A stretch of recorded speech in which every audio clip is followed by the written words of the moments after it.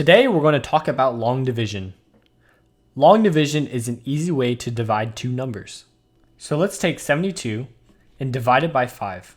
How many times does 5 go into 7? 5 goes into 7 only once, because if you do twice, that would be 10. That's too large. So we put a 1 here, right over the 7, and 5 times 1, of course, is 5.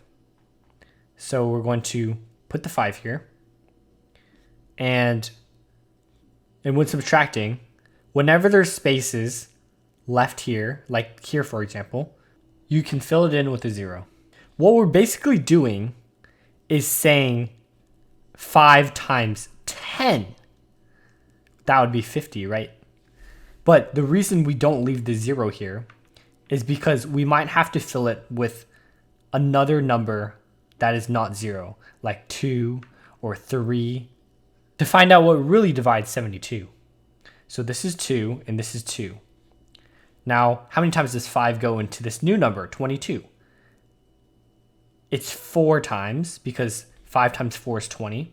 And so that's why you don't add the 0 here, because because the answer is actually 14. So if we had a 0 here, we would need to erase it and add a 4 instead.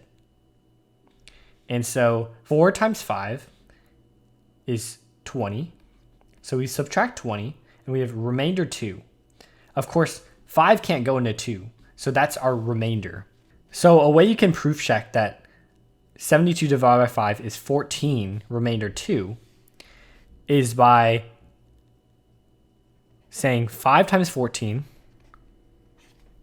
plus 2. And what you'll notice is that 5 times 14 is 70. And if you add 2, then we have 72.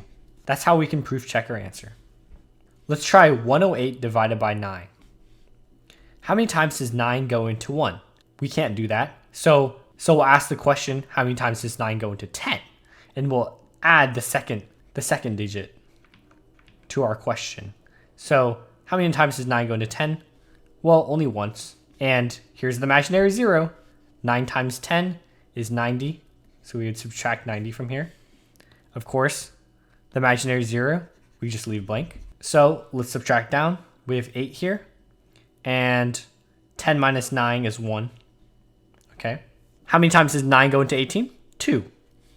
And so we ended with 0 remainder. Perfect. And we can proof check this. 12 times 9 is indeed 108. Let's try this. 2,235 divided by 15. How many times does 15 go into 2? None. So we add the second digit. How many times does 15 go into 22? That's once. Cool. And this time we have 2 imaginary zeros. So 15 times 100. So this would be 1,500. Now what you'll notice is that if we drop these numbers down, for example, this reduces to a 1. We add it over here. 7. Dividing 735 by 15 is kind of hard to do in your head. So instead, what we want to do is kind of just disregard the 5 for now, so that we can do 73 divided by 15, because that's a lot easier to do in our head. And that's kind of what's important right now.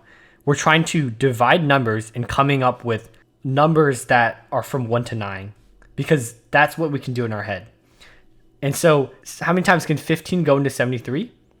We know that's 4.